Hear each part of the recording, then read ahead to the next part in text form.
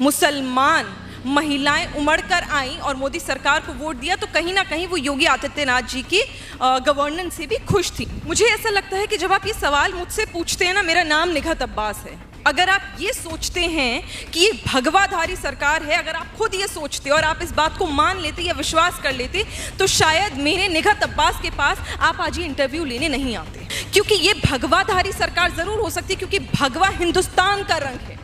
मैं क्यों मानूं कि वो सिर्फ हिंदुओं का रंग है? मेरे तिरंगे की शान है भगवा। वो मुसलमानों का भी उतना ही है जितना आपका है, वो मेरा भी उतना ही है। तो क्यों सिर्फ हिंदुओं की सरकार है? ये हिंदुस्तानी मुसलमान की सरकार है, ये हिंदुस्तानियों की सरकार है। और हमें भूलना नहीं चाहिए कि जब हम हिंदुस्तानी मुसलमान की बात करते हैं ना, कि आजकल ना चुनाव होने बंद हो गए हैं, आजकल मोदी हराओ प्रतियोगिता चलती है। निखत मैम, आपका बहुत बहुत धन्यवाद मेरे चैनल के साथ जुड़ने के लिए।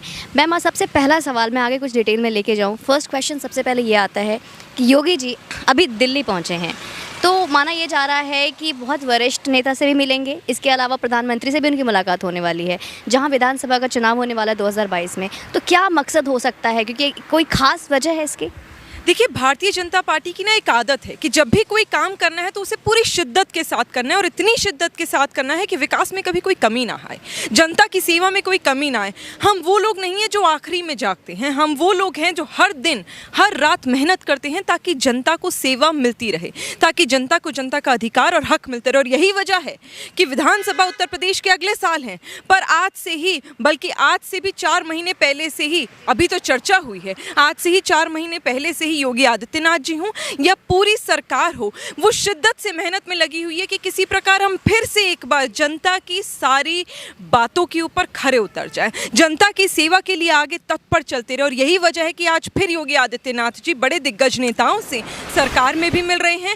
माननीय गृह मंत्री से उनकी मीटिंग है, माननीय प्रधानमंत्री से उनकी मीटिंग है, क्योंकि ये एक तरीका होता है, इसी प्रकार आप काम करते हैं। और ये दर्शा देता है साफ जनता के सामने कि हमारी सरकार कोई वन मैन आर्मी की तरह काम नहीं करती है। जो एक फेलियर रहा है गांधी सरकार में, जो एक फेलियर रहा है, हमने देखा है पार्टी में कि किस प्रकार सिर्फ और सिर्फ एक पारिवारिक रूप से आपने पार्टी और सरकार चलाई है, गांधी परिवार। लेकिन हमारे यहाँ हाथ से हाथ मिलाकर, कंधे से कंधा मिलाकर सब एक साथ चलते। और यही वजह है कि आज सब एक साथ मिलकर पार्टी की बैठक करें, ताकि हम और गति के साथ और मेहनत के साथ जनता की सेवा किस प्रकार करनी है, इसकी एक सूची और तैयार कर सकें। जहाँ बात गांधी परिवार की आई है, तो बात ये भी उठकर आती है कि गांधी परिवार में जहाँ पे 3 पुश्तें, जिनकी जितिन प्रसाद जी की 3 पुश्ते ने कांग्रेस के साथ काम किया, वो भी 8-10 साल से कांग्रेस ही थे, आज अचानक से वो बीजेपी ज्वाइन कर लेते हैं। आखिर क्या वजह है? क्या ये वजह बीजेपी की एक साजिश तो नहीं कि एक अकेला ब्राह्मण को, मैं पूरा ब्राह्मण में जहाँ तक देखते आई हूँ, मेरा जहाँ तक नॉलेज है, ब्राह्मण के लिए अकेला अधिकार लड़ने वाला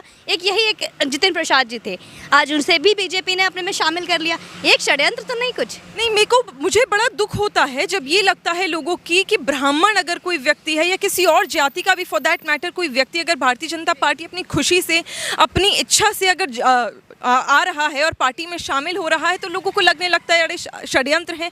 क्या आप लांछन लगा रहे हैं तमाम उन ब्राह्मण पर, उन पंडितों पर जो भारतीय जनता पार्टी में खुशहाल होकर ज्वाइन करना चाहते हैं, आगे आकर तत्पर काम करना चाहते हैं?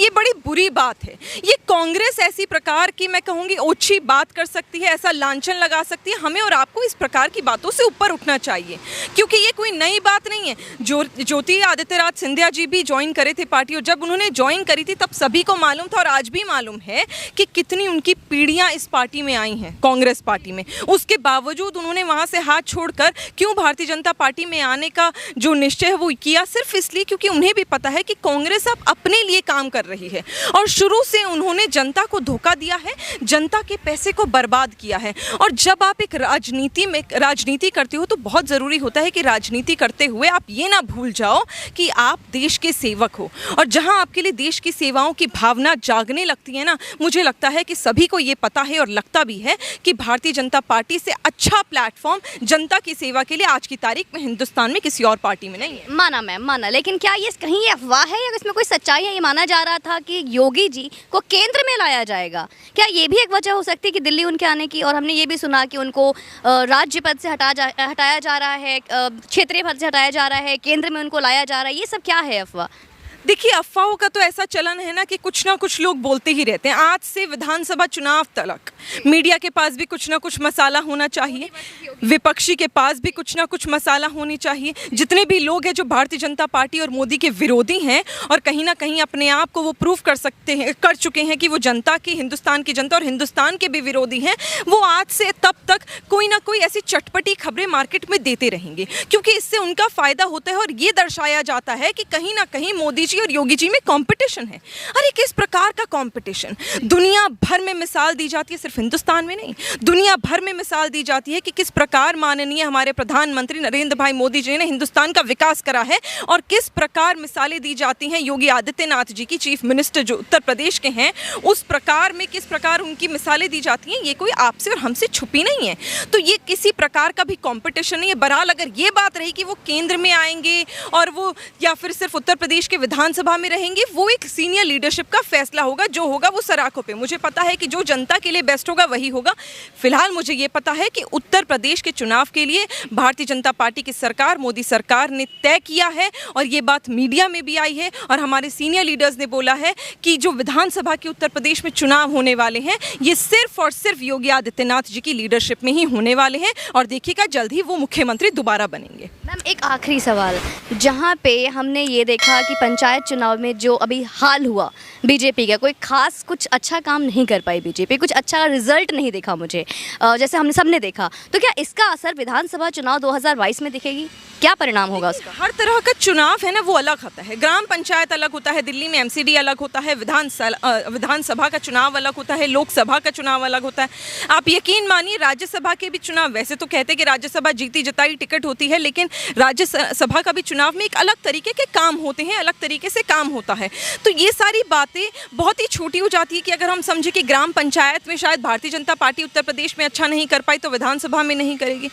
ये बात अपने आप में ही दिखा देती है कि जनता अपना फैसला खुद लेती है।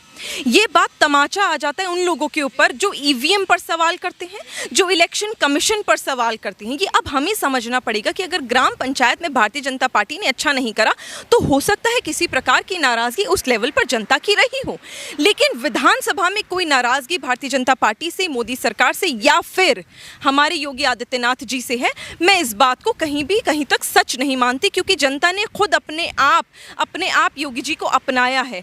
और इसका प्रमाण कहीं ना कहीं, दो कि मैं कह रही हूँ कि चुनाव का तरीका अलग होता है, लेकिन जब कास्ट और कम्युनिटी की बात आती है तो 2019 लोकसभा के चुनाव में जिस प्रकार मुसलमान महिलाएं उमड़ कर आईं और मोदी सरकार को वोट दिया, तो कहीं ना कहीं वो योगी आदित्यनाथ जी की गवर्नेंस से भी खुश थी। और यही वजह है कि आज हमें खुद समझना पड़ेगा कि जब अगले साल अब चुनाव होंगे ना, तो ये विकास पर होंगे, ये गुंडागर्दी पर नहीं होंगे। जहाँ गुंडागर्दी की बात की है तो जहन में सवाल आता है ममता बनर्जी का। अखिलेश जी का भी आना चाहिए, आपको बसपा का भी आना चाहिए, ये लोग भी गुंडागर्दी से कम करते हैं। आप बताइए, जिन पार्टी के सीनियर लीडर्स, अखिलेश जी के पिताजी ने, माफ़ कीजिएगा, बहुत ही वरिष्ठ नेता हैं, पर मुझे बड़ा दुख होता है जब उनकी ये बात मुझे याद आती है और चुभती है कि महिलाओं के रेप का कारण वो खुद हैं। उनके छोटे कपड़े, मुझे बताइए 6 माह की बच्ची के उसकी स्कर्ट और उसके शॉर्ट्स पे आप कारण दे रहे हैं कि उसका रेप कर दिया। और लड़कों से तो गलतियां हो जाती हैं, इतना बड़ा उन्हें मुद्दा नहीं बनाना चाहिए। क्या इस प्रकार की भाषा आपको योग्य है? क्या आपको ये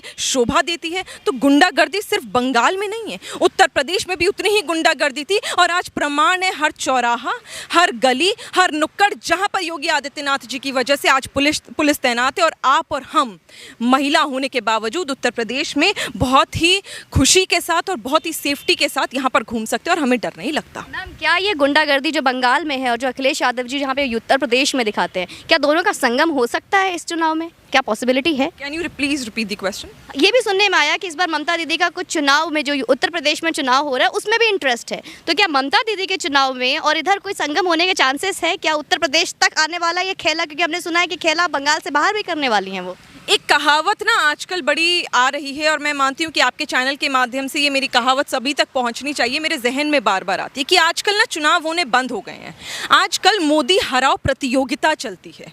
और यही वजह है कि आपके जहन में ये दिमाग आया कि शायद बंगाल से दीदी उत्तर प्रदेश के चुनाव में उतर जाए, क्योंकि आपने देखा कि किस प्रकार शिवसेना के लोग वहाँ उत्तर प्रदेश में वहाँ बंगाल में पहुंच गए थे, और किस प्रकार फार्मर्स बने जो बैठे हुए हैं मुखौटाधारी, वो भी वहाँ पर जाकर चुनाव का प्रचार करें। तो बिल्कुल आपका सही सवाल है, और ये हो सकता है, मुझे इसमें कोई आश्चर्य नहीं होगा, क्योंकि ये मैं बिल्कुल मानती हूँ कि जब ये सारे विपक्ष एक साथ उमड़ कर आते हैं ना, तो इनको लगता है कि शायद अब ये ताकतवर हैं, पर ये समझते नहीं है विपक्ष तो गिने चुने हैं, और जनता 135 करोड़ है, और उत्तर प्रदेश की जनता 23 करोड़ है। इन्हें अपना अधिकार लेना आता है, इन्हें पता है कि इनके लिए विकास क्या है, इनके लिए डेवलपमेंट क्या है, इनके लिए सुरक्षा क्या है, इनके हक क्या हैं। जो अधिकार इन्हें नहीं मिले थे आज वो मिलने वाले हैं। जो अधिकार इन्हें इतने सालों से नहीं मिले थे वो योगी आदित्यनाथ जी ने 2017 से दिए हैं, और इस अधिकार की लड़ाई निरंतर चलती रहेगी, और यही वजह दोबारा मुख्यमंत्री योगी आदित्यनाथ जी ही बनेंगे, चाहे उद्धव ठाकरे खुद आ जाए, चाहे ममता दीदी खुद आ जाए। मैम एक सवाल, माफ़ी चाहूँगी, सवाल बढ़ते जा रहे हैं। एक सवाल, क्या ऐसा सच है कि योगी आदित्यनाथ हो या फिर बीजेपी हो, एक हिंदूवादी सरकार है? क्या इसका असर उत्तर प्रदेश के चुनाव में दिखेगा? कि हमने ये भी सुना कि यहाँ पे किसी को योगी आदित्यनाथ का सिर्फ भगवाधारी होने से भी दिक्कत है, तो क्या एक बार फिर से जातिवाद नजर आएगा इस चुनाव में? मुझे ऐसा लगता है कि जब आप ये सवाल मुझसे पूछते हैं ना, मेरा नाम निघत अब्बास है। अगर आप ये सोचते हैं कि ये भगवाधारी सरकार है, अगर आप खुद ये सोचते और आप इस बात को मान लेते या विश्वास कर लेते, तो शायद मेरे निघत अब्बास के पास आप आज ये इंटरव्यू लेने नहीं आते। क्योंकि ये भगवाधारी सरकार ज़रूर हो सकती है, क्योंकि भगवा हिंदुस्तान का रंग है। मैं क्यों मानूं कि वो सिर्फ हिंदुओं का रंग है? मेरे तिरंगे की शान है भगवा। वो मुसलमानों का भी उतना ही है जितना आपका है, वो मेरा भी उतना ही है। तो क्यों सिर्फ हिंदुओं की सरकार है? ये हिंदुस्तानी मुसलमान की सरकार है, ये हिंदुस्तानियों की सरकार है। और हमें भूलना नहीं चाहिए कि जब हम हिंदुस्तानी मुसलमान की बात करते हैं ना, तो हिंदू लफ्ज़ सबसे पहले आता है, क्योंकि मेरी पहचान हिंदुस्तानी से है, मेरी पहचान हिंदुस्तान की सरजमीन से है। तो जितनी ये आपकी सरकार है उतनी ही मेरी भी सरकार है, बस हमें विश्वास करने की ज़रूरत है और कुछ नहीं। बहुत बहुत धन्यवाद, बहुत बहुत धन्यवाद।